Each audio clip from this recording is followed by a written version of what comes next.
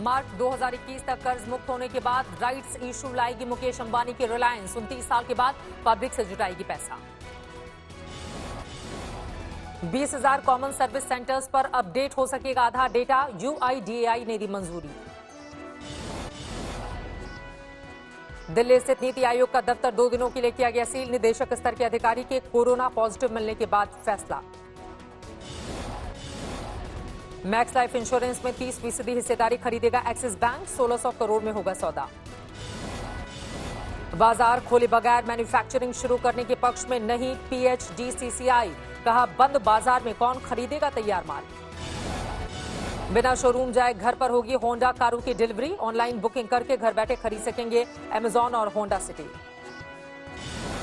महिंद्रा ने 11,98,000 रुपए में लॉन्च किया स्कॉर्पियो का BS6 अवतार। अगले साल टाटा और महिंद्रा के साथ नई कारें होंगी लॉन्च।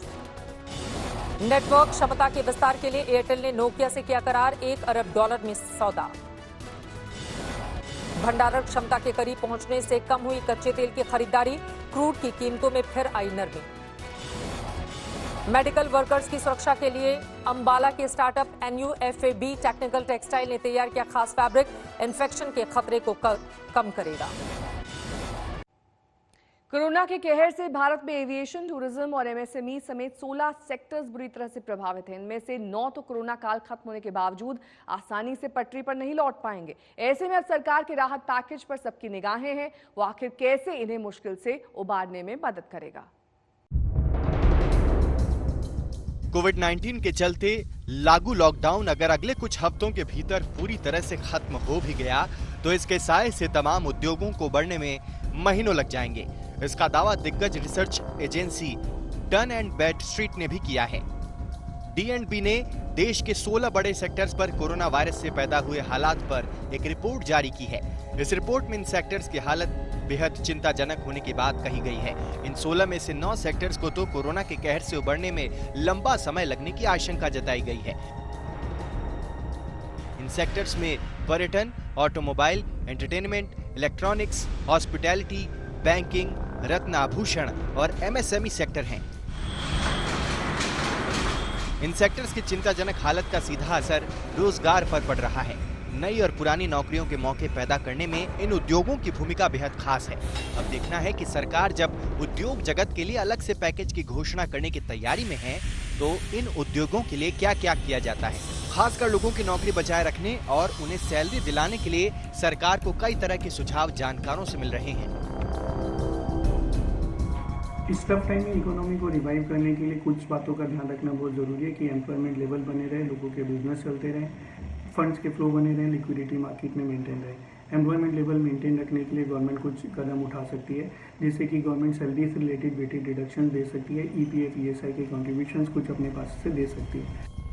लेकिन इन 16 के अलावा भी जिन बाकी सेक्टर्स का जिक्र इस रिपोर्ट में किया गया है उन्हें उबरने में भले ही कम समय लगे, लेकिन इस वक्त भी डिमांड के बावजूद उन पर संकट है। D&B की रिपोर्ट के मुताबिक ड्रग्स और फार्मास्यूटिकल्स, रिटेल, थोक कारोबार, टेक्सटाइल और लाइव स्टॉक पर फिलहाल असर होगा, लेकिन यह असर बहुत दिनों तक नहीं दिखेगा। इनमें हालात तेजी से सामान्य हो जाएंगे। लॉजिस्टिक्स और मेटल उद्योग बहुत ज्यादा दिनों तक दबाव में नहीं रहेंगे और अभी जो असर पड़ा है उसे जल्दी दूर करने में कामयाब रहेंगे। ज्यादा प्रभावित होने वाले उद्योगों में बैंकिंग के बारे में रिपोर्ट में कहा गया है कि आने वाले महीनों में NPA की समस्या RBI के अनुमान से ज्यादा रहेगी। RBI ने सितंबर 2020 तक NPA का स्तर 10.5% रहने का अनुमान लगाया है, जो फिलहाल 9.5% है।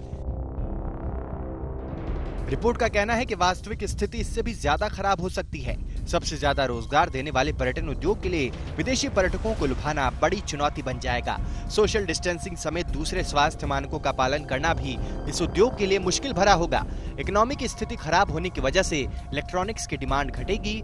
फिलहाल जोरदार डिमांड में होने के बावजूद फार्मा सेक्टर के लिए भी पूरी क्षमता से काम कर पाना मुश्किल है।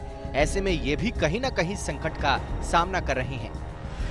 इस महामारी के समय में हमें वर्क फ्रॉम होम का पालन करते हुए काम करना पड़ रहा है, इसलिए हमारी प्रोडक्टिविटी खाली 60% ही हो पा रही है, क्योंकि हम एक लेबर इंटेंसिव यूनिट है और हम खाली 60% लोगों को बुला पा रहे हैं, इसलिए हम कम ही अपना आउटपुट अचीव कर पा रहे हैं। यानी जहां डिमांड है वहां भी कोरोना अपना कहर बरपा रहा है। अब तो हर किसी को सरकार से आस है। सरकार भी कोविड-19 से पस्त उद्योग जगत को इस हफ्ते एक और राहत पैकेज दे सकती है। जानकारों का मानना है कि सरकार को अब दिल खोलकर पैकेज देना होगा। जो तैयारी चल रही है उसके मुताबिक एमएसएमईज को 3 लाख करोड़ और एविएशन सेक्टर को तकरीबन 12,000 करोड़ की अलग अलग राहत दी जा सकती है। पैकेज में वित्तीय संस्थानों से सस्ते दरों पर कर्ज उपलब्ध कराने और शुल्कों में राहत देने के उपाय शामिल हैं। अब इनके साथ बाकी किस तरह से दूसरे सेक्टर्स को सरकार राहत देगी, इस पर से पर्दा इस हफ्ते हटने की उम्मीद है। आज तक ब्यूरो।